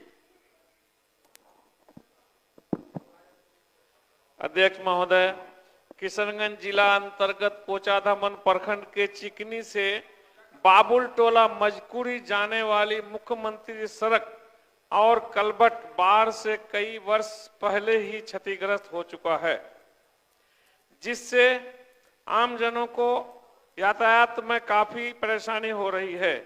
अतः मैं सरकार से उक्त सड़क की मरम्मति और ध्वस्त कलबट के स्थान पर नए कलबट निर्माण की मांग करता हूं। श्री सऊद आलम। माननीय अध्यक्ष जी, किशनगंज जिला अंतर्गत दिगलबैग प्रखंड के डाकोपारा पलसा गांव को मुख्य धारा से जोड़ने हेतु काल कनकई नदी पर एवं आठगछिया और करवामनी पंचायत को आपस में जोड़ने हेतु गोरुमारा घाट पर उच्च स्तरीय आरसीसी पुल निर्माण की सरकार से मांग करता हूं। श्री मुकेश कुमार यादव। अध्यक्ष महोदय, जीविका दीदी के रूप में कार्यरत कर्मी शौचालय सर्वे, स्वास्थ्य जागरूकता, पर्यावरण स्वच्छता, पौधारोपण सहित विभिन्न कार्य करते हैं। अस्तु संकुल स्तर पर काम करने वाले को 25,000, ग्राम संगठन पर कार्य करने वाले को 21,000, स्वयं सहायता समूह पर 20,000 रुपया मानदेय देने के लिए सरकार से मांग करता हूँ। हारुल हुसैन। माननीय अध्यक्ष महोदय, किशनगंज जिला अंतर्गत पोठिया प्रखंड में अग्निशामक केंद्र नहीं रहने के कारण आग लगने पर जिला मुख्यालय से सहायता आने तक काफी जानी व माली नुकसान हो चुका होता है, जिससे आम जनों को काफी कठिनाइयों का सामना करना पड़ता है। अतः मैं पोठिया प्रखंड में अग्निशामक केंद्र स्थापित करवाने की मांग करता हूं। श्री पवन कुमार यादव। माननीय अध्यक्ष महोदय, भागलपुर जिला अंतर्गत कहलगांव नगर के कागजी टोला से सैदपुर कुलकुलिया तक गंगा नदी से हो रहे कटाव को रोकने हेतु तटबंध, बोल्डर, ठोकर आदि कटाव निरोधक कार्य कराए जाने की सरकार से मांग करता हूं। श्री पवन कुमार जायसवाल। अध्यक्ष महोदय, पूर्वी चंपारण जिला अंतर्गत वर्ष 2072 में गठित शिकराना अनुमंडल के 4 प्रखंडों में मात्र 1 डिग्री कॉलेज घोड़ासाहन में कार्यरत है, जिस कारण छात्र छात्राओं को व्यापक परेशानी का सामना करना पड़ता है। हम सरकार से शीघ्र अनुमंडल मुख्यालय ढाका में वित्तीय वर्ष 25-26 में ही डिग्री कॉलेज स्थापना की मांग करते हैं। श्री महबूब आलम। कहाँ चले गए महबूब साहब? महुआ से मिलने गए, क्या कर रहे हैं अजीत जी? आप ऐसी बात अजीत जी कहते हैं। श्री राणा नंदीर। अध्यक्ष महोदय, लोहिया स्वच्छ बिहार अभियान फेज 2 के अंतर्गत बिहार राज्य के 8053 पंचायतों में कार्यरत स्वच्छता पर्यवेक्षकों एवं स्वच्छता कर्मियों के मानदेय का भुगतान ससमय नहीं होने से उनका परिवार भुखमरी के कगार पर है। अतः मैं सरकार से मांग करता हूं कि स्वच्छता कर्मियों एवं पर्यवेक्षकों के लंबित मानदेय का भुगतान शीघ्र करावे। डॉक्टर निक्की हेम्ब्रम। माननीय अध्यक्ष महोदय, कटोरिया विधानसभा क्षेत्र अंतर्गत बौसी प्रखंड के एफसीआई गोदाम से एजीएम बौसी द्वारा अवैध रूप से अनाज बेचे जाने की शिकायत प्राप्त हुई है। एजीएम द्वारा डीलरों को अवैध अनाज आवंटित अनाज की वजन में भी कम करके दिया जाता है। अतः सरकार से संबंधित पदाधिकारी की जांच कराकर कार्रवाई की सदन से मांग करती हूँ। श्री महानंद सिंह। अध्यक्ष महोदय, भारी संख्या में अभी भी गरीब परिवार पक्का मकान योजना से वंचित हैं। गरीब परिवार का नाम सूचीबद्ध करने में काफी धांधली किया जा रहा है। गरीबों से रुपए वसूले जा रहे हैं। धांधली पर रोक लगाने एवं सभी गरीब परिवारों को पक्का मकान की गारंटी की मांग करता हूं। श्री गोपाल रविदास। आपका प्रश्न, आपको तो वंचित कर दिया आपकी पार्टी ने, तो विधानसभा का दोष नहीं है, हासन का दोष है। बोलिए। अध्यक्ष महोदय, बिहार के प्रत्येक युवा को रोजगार की गारंटी करने और बेरोजगारों को 5000 रुपये मासिक बेरोजगारी भत्ता देने की मांग सदन के माध्यम से करता हूं। श्री रामबली सिंह यादव। अध्यक्ष महोदय, जहानाबाद जिला के मोदनगंज प्रखंड अंतर्गत झुनकी मेला के पास पुलिस ओपी स्थापित करने की मांग करता हूं। श्री अनिल कुमार।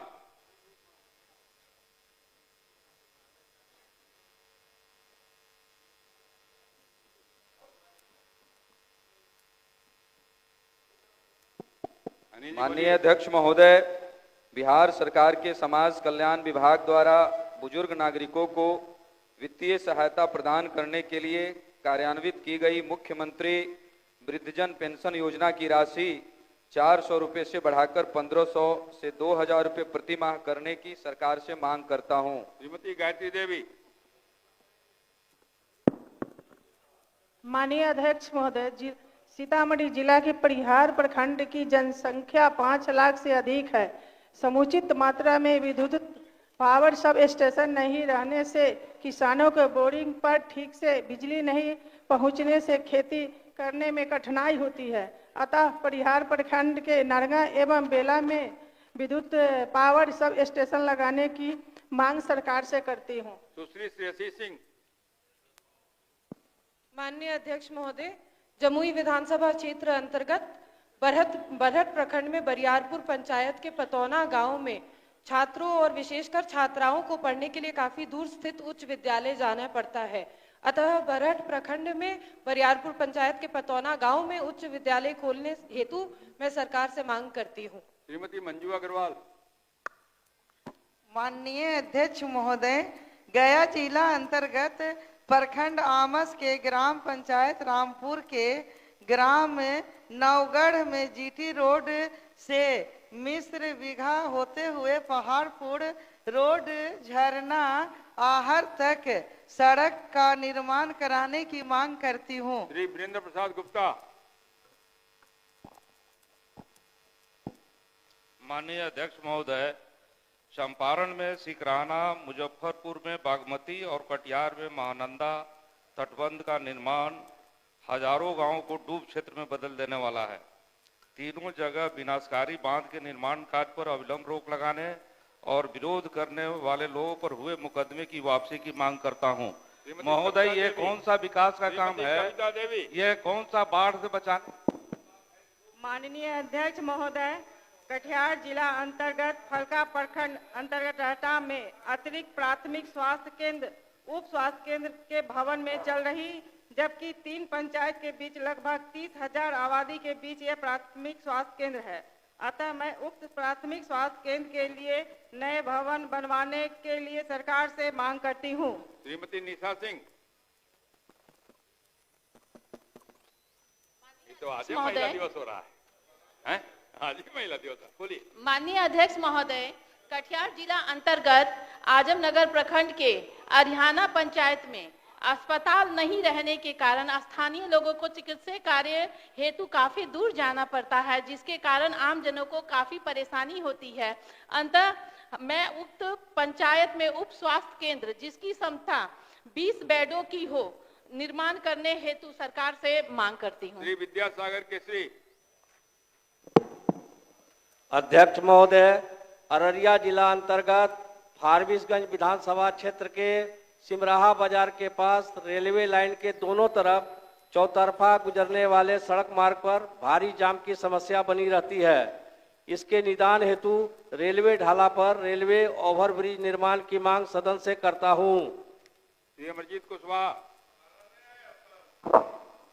आपका राज्य सरकार की सीमा से बाहर का आपका सूचना था। अध्यक्ष महोदय, बिहार राज्य शिक्षा विभाग में आउटसोर्सिंग से कार्यरत बीपीएमयू कर्मियों की सेवा 31 मार्च 25 से समाप्त कर दी जाएगी, जिससे उनके परिवार के समक्ष भूखमरी की स्थिति उत्पन्न हो जाएगी।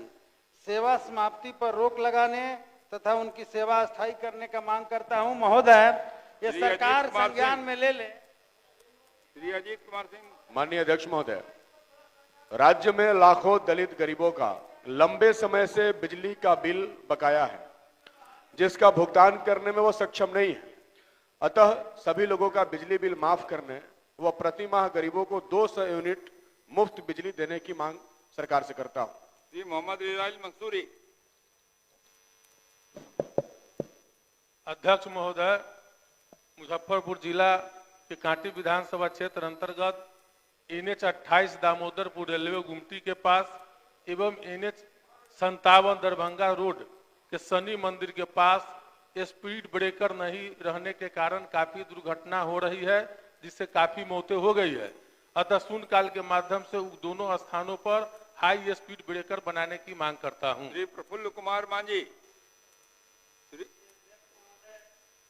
जमुई जिला अंतर्गत प्रखंड खैरा के पंचायत खैरा को, जिसकी आबादी घनी है, उच्च माध्यमिक विद्यालय भी है, बाजार भी विस्तृत रूप ले लिया है। अतः खैरा पंचायत को नगर पंचायत बनाने की सरकार से मांग करता हूं।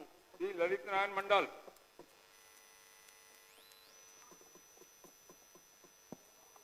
माननीय अध्यक्ष महोदय, भागलपुर जिला के सुल्तानगंज प्रखंड के उच्च विद्यालयहीन नवादा एवं नया गांव पंचायतों में मध्य या प्राथमिक विद्यालय को उत्क्रमित कर प्रति पंचायत एक उच्च विद्यालय के निर्माण की मांग सदन के माध्यम से सरकार से करता हूं। धन्यवाद। वीरेंद्र कुमार। अध्यक्ष महोदय, रोसड़ा विधानसभा अंतर्गत शिवाजी नगर प्रखंड के जाखर धर्मपुर में क्रिकेट व फुटबॉल मैदान के लिए पर्याप्त जगह है, स्टेडियम बनाने की मांग सरकार से करता हूं। श्री ललन कुमार।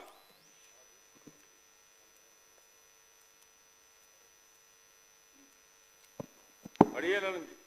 माननीय अध्यक्ष महोदय, युवाओं में स्वास्थ्य एवं खेल के प्रति जागरूकता पैदा करने के लिए मैं सरकार से भागलपुर जिला अंतर्गत तिरपैती प्रखंड के इंटर स्तरीय उच्च विद्यालय ईसीपुर तथा कहलगांव प्रखंड के इंटर स्तरीय उच्च विद्यालय रामपुर के क्रीड़ा मैदान में स्टेडियम निर्माण करवाने की मांग करता हूं।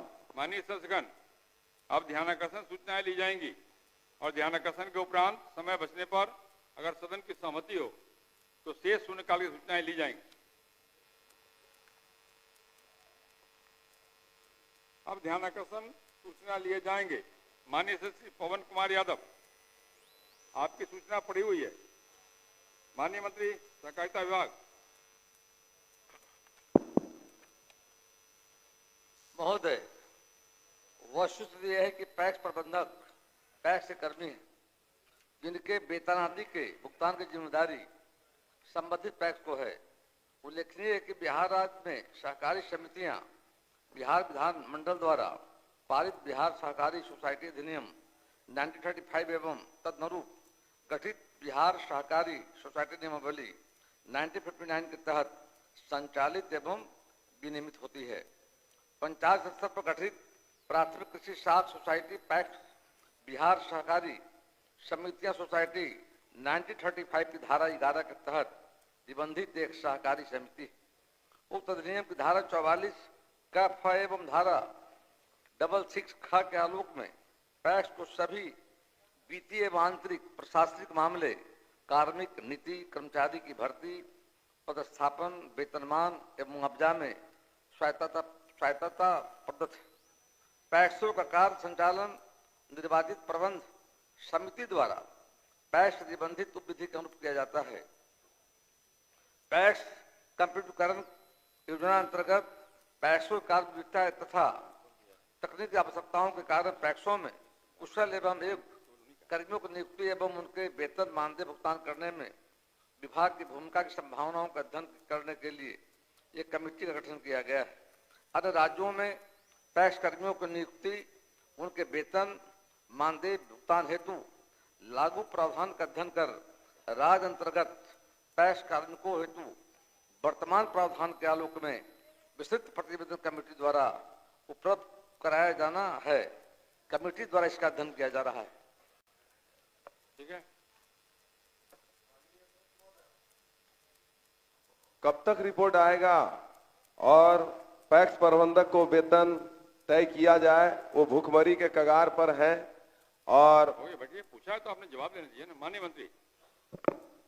महोदय, हमारी सरकार में कोई व्यक्ति बिहार में भूखमरी के कगार पर नहीं है, नंबर 1। दूसरा महोदय, जो कहा है तो सरकार विचार कर रही है, समिति का रिपोर्ट का इंतजार हम कर रहे हैं और प्रयास करेंगे 3 महीने के अंदर में समिति की रिपोर्ट आने के बाद सरकार निश्चित तौर पर यथोचित कार्रवाई करेगी। माननीय सर श्री अजीत शर्मा, अपनी सूचना को पढ़ें। माननीय मंत्री जी को धन्यवाद। अजीत शर्मा जी पढ़िए। बोलिए ना, माइक तो है। अध्यक्ष महोदय, राज्य सरकार द्वारा मेडल लाओ नौकरी पाओ योजना शुरू की गई। इस योजना तहत राजपत्रित पदों तक बहाली का प्रावधान है। बिहार की बेटी सुश्री मोनिका ने खो खो वर्ल्ड कप 2025 में गोल्ड मेडल जीता है।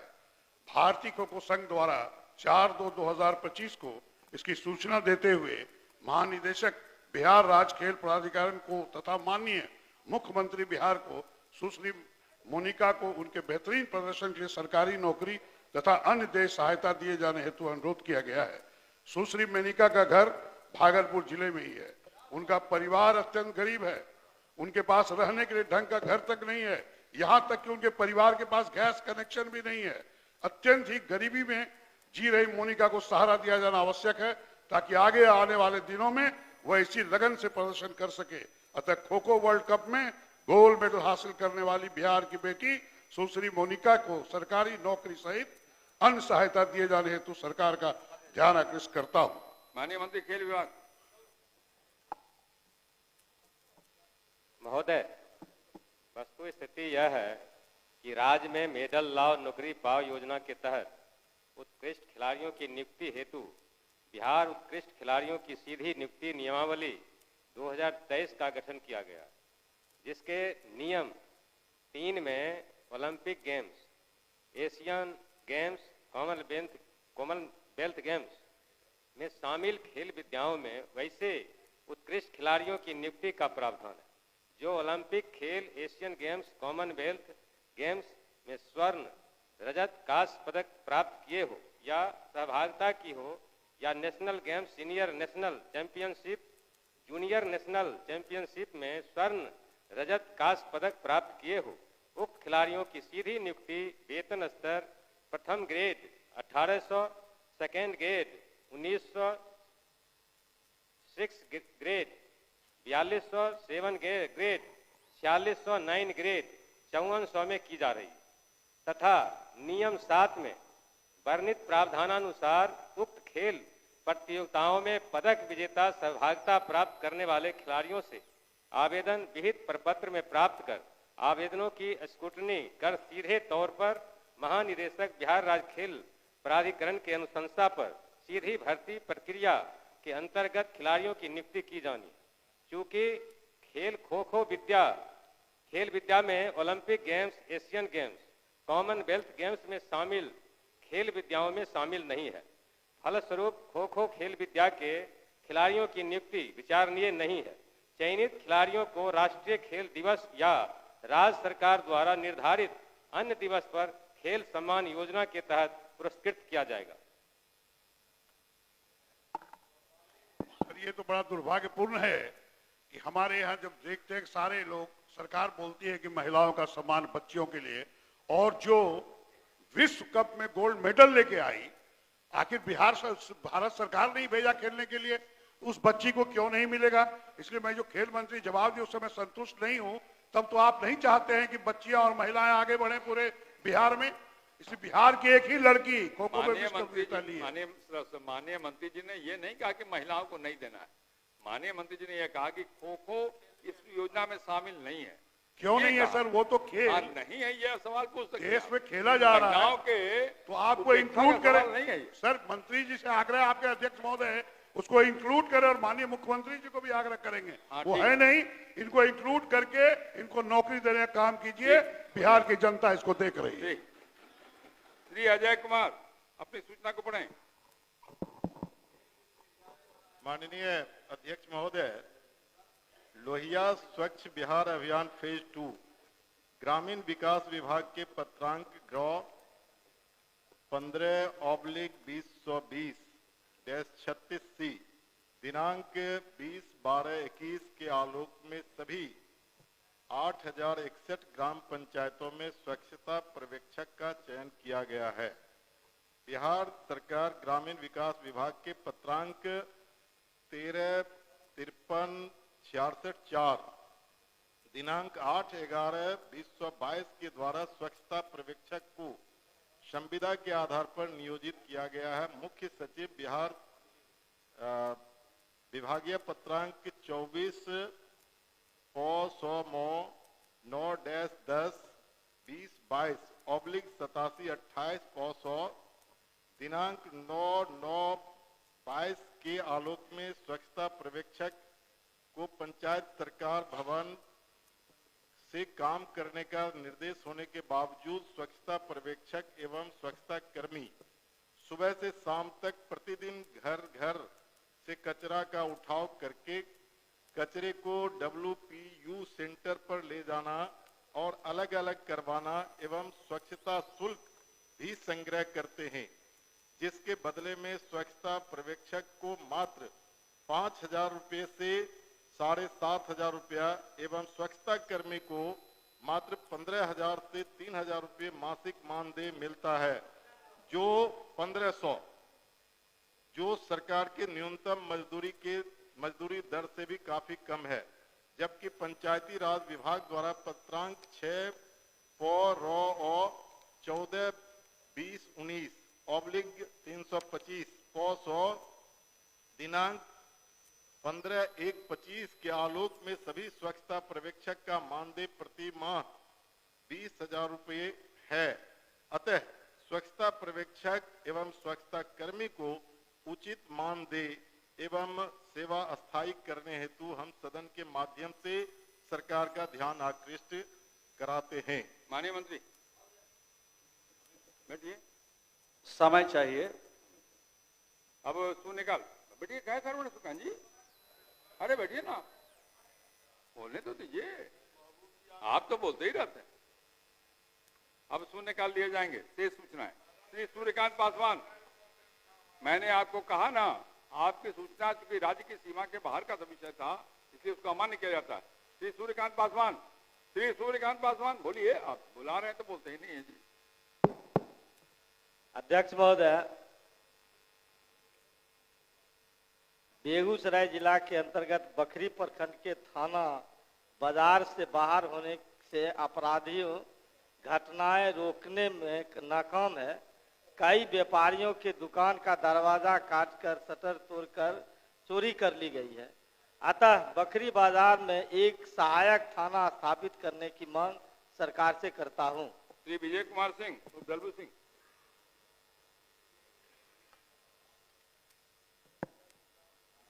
माननीय अध्यक्ष महोदय, औरंगाबाद जिला के कुटुंबा थाना अंतर्गत एरका गांव निवासी जमींदार पासवान के 12 वर्षीय पुत्र अंकित कुमार का 23/2025 को अपहरण हुआ। 26/2025 को उसकी लाश बरामदगी की गई। मैं सरकार से इस कांड में पुलिस की लापरवाही की जांच एवं दोषियों की कार्रवाई की मांग करता हूं। श्री जयप्रकाश यादव।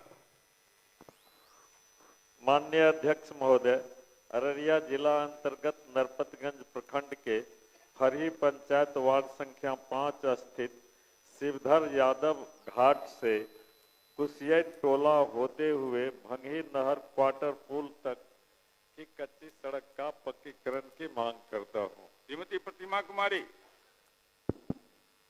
माननीय अध्यक्ष महोदय, मैं सदन के माध्यम से वैशाली जिला के अपने विधानसभा क्षेत्र के तीनों प्रखंड राजापाकर, देसरी और सहदेई बुजुर्ग में भूमिहीन एवं आवासहीन महादलितों को वार्षिक पर्चा उपलब्ध कराकर जमीन पर कब्जा दिलाने हेतु प्रधानमंत्री आवास योजना का लाभ देने की मांग सरकार से करती हूँ। श्री विनय बिहारी।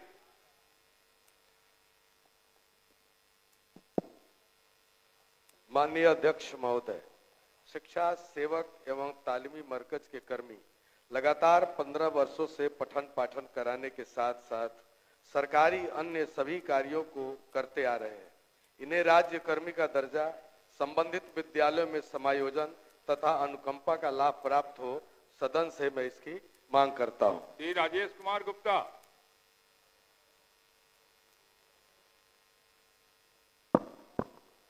माननीय अध्यक्ष महोदय, रोहतास जिला के सासाराम में बेदा से लेकर एसपी जन कॉलेज तक 3 किलोमीटर जीटी रोड पर आए दिन जाम लगा रहता है, जिस कारण शहरवासी को काफी कठिनाई होती है।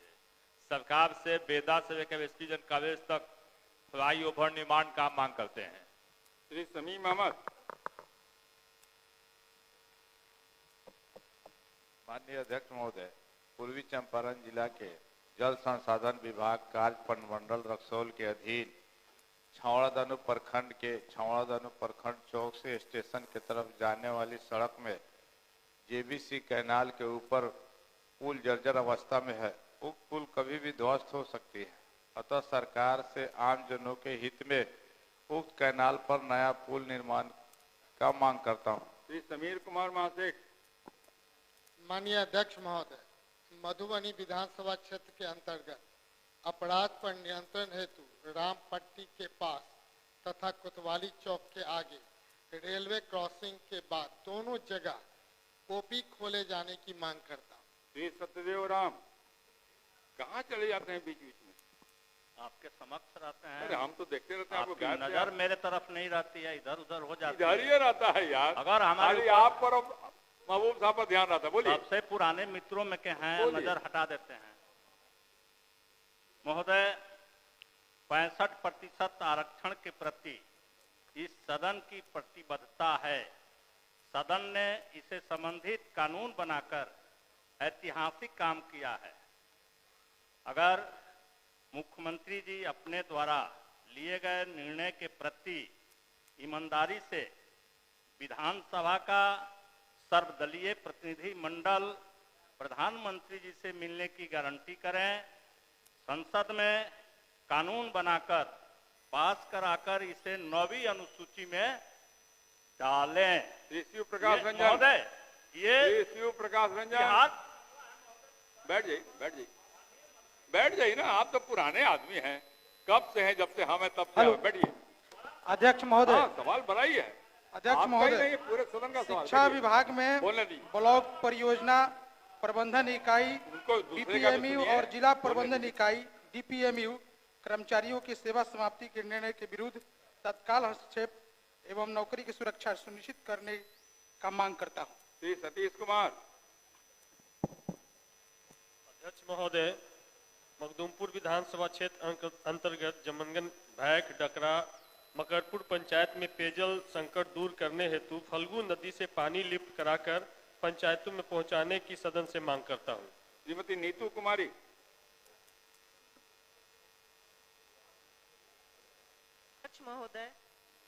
अध्यक्ष महोदय, मेरे विधानसभा क्षेत्र के तीनों प्रखंड हिसुआ, नरहट और अकबरपुर में हल्का कर्मचारियों द्वारा जमीन की दाखिल खारिज, परिमार्जन और जमाबंदी में अवैध रिश्वत की मांग की जाती है।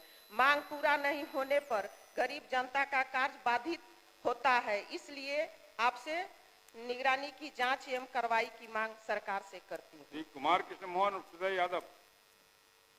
महोदय, जहानाबाद जिला अंतर्गत रत्नी फरीदपुर प्रखंड के नारायणपुर पंचायत के बौद्ध स्थल घेजन में बलदैया नदी पर वर्षों पहले पुल निर्माण कार्य पूर्ण कर लिया गया है।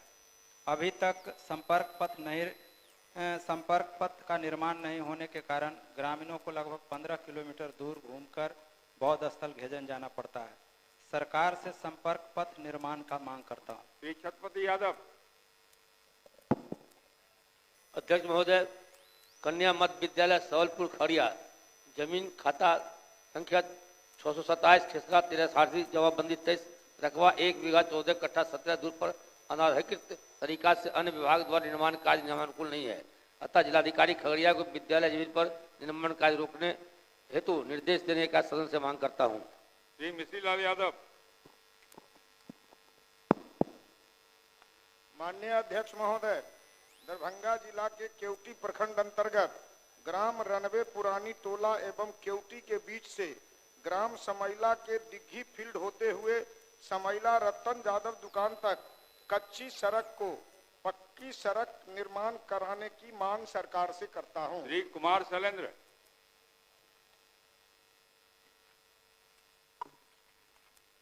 माननीय अध्यक्ष महोदय, भागलपुर जिला अंतर्गत बिहपुर प्रखंड के पूर्वी केबिन और पश्चिमी केबिन पर रेलवे क्रॉसिंग के पास आरओबी बनाने की मांग सरकार से करता हूं। अब सभा की कार्रवाई पहले एक बात का स्पष्टीकरण दीजिए। बैठिए बैठिए बैठिए। ये महासेठ जी बैठे हैं, उसके बगल में अजीत शर्मा जी बैठे थे। हम जब आपका नाम पुकार रहे थे उधर से आवाज आई थी कि महुआ से मिलने गए। पहले बताइए कहाँ गए थे, अगर बोलिए, पूछना पड़िए।